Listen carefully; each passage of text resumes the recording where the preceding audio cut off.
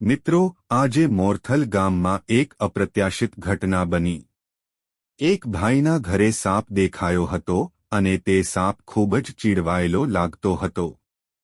સંજોગો એવા હતા કે સાપ ત્યાં હાજર રહેલા લોકો બાળકોને જોયા પછી પાછળ આવવા લાગ્યો, જેના કારણે ત્યાં એક પ્રકારનો ભયનો માહોલ ઊભો થયો। જેમ જ આ બાબતની જાણ હુંને કરવામાં આવી, મેં તુરંત તે સ્થળે પહોંચી જવાનું નક્કી કર્યું। પહેલા તો મેં ત્યાં હાજર બાળકો અને પરિવારના અન્ય સભ્યોને સલામત સ્થળે લઈ જવાનું સુનિશ્ચિત કર્યું, જેથી કોઈ પણ પ્રકારની અનિચ્છનીય ઘટના ઘટે નહીં। આ પછી મેં સાપને રેસ્ક્યુ કરવાની પ્રક્રિયા શરૂ કરી। તે થોડું મુશ્કેલ હતું, કારણ કે સાપ ચીડવાયેલું અને થોડી અકળ સ્થિતિમાં હતું, પરંતુ સારી કૌશલ્ય અને ધીરજથી મેં તે રેસ્ક્યુ કર્યું। જેમ જ સાપને પકડવામાં આવ્યો, મેં તેને એક સુરક્ષિત બોક્સમાં રાખી પ્રકૃતિમાં તદ્દન અનુકૂળ એવી જગ્યાએ છોડવા માટે લઈ ગયો। આ માત્ર લોકોની સલામતી માટે જ નહોતું, પરંતુ સાપના જીવન અને પ્રકૃતિના સંતુલન માટે પણ હતું। પ્રકૃતિના દરેક જીવનું પોતાનું એક મહત્વ છે, અને તેમને કોઈ નુકસાન ન થાય તે જ અમારી જવાબદારી છે। મોરથલ ગામના તમામ ભાઈઓને મારી વિનંતી છે કે જો તમારું સામસામે કોઈ પણ પ્રકારનો ઝેરી કે અજાણી પ્રજાતિનો જીવ જોવો મળે તો તરત જ મને જાણ કરો।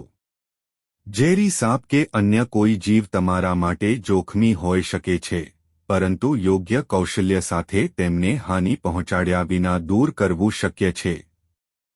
જો આ પ્રકારની પરિસ્થિતિ સર્જાય તો તમે મારા પર વિશ્વાસ કરી શકો છો અને તાત્કાલિક મને 9,48,48,63,163 પર કોલ કરી શકો છો। હું તમારી મદદ માટે હંમેશા તૈયાર છું। આ સેવાઓ ફક્ત રેસ્ક્યુ માટે જ નહીં, પરંતુ ગ્રામજનોમાં જાગૃતિ લાવવા માટે પણ છે। આ વાત સમજવી જરૂરી છે કે જો કે આ જીવ જોખમી લાગી શકે છે, પરંતુ તે નેચરલ ઇકોસિસ્ટમનો મહત્વનો ભાગ છે। આજે મોરથલ ગામમાં આ ઘટના મને વધુ સાવચેત રહેવા અને સેવા આપવા પ્રેરિત કરે છે। ચાલો આ પ્રકારની પરિસ્થિતિમાં આપણે એકબીજાની મદદ કરીએ અને પ્રકૃતિ અને માનવ જીવન બંનેનું રક્ષણ કરીએ। તમારો સહકાર અને જાગૃતિથી વિલેજ વધુ સુરક્ષિત બનશે। जय श्री राम। है जो है जो जो है एक है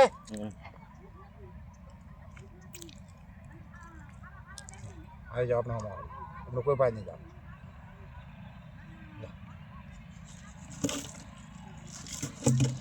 आगे डोगो चिंता मत आई जाओ आई जाए आई जाए आई जाओ बियारण जरूरी नो टेंशन होगी ये क्या मળી જાય ઢક દે ભાઈ ઢક દે બંધ કર હાય।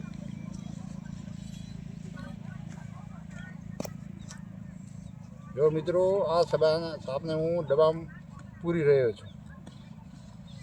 સાપને હું મૂકવા માટે આવ્યો છું। આપ જોઈ રહ્યા છો મિત્રો, આપ સાપ જઈ રહ્યો છે।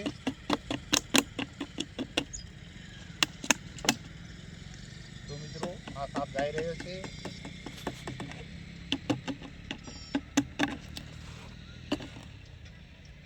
તો મિત્રો આ સાપ જઈ રહ્યો છે, તેને હું સારી જગ્યા પર મૂકવા માટે આવ્યો છું।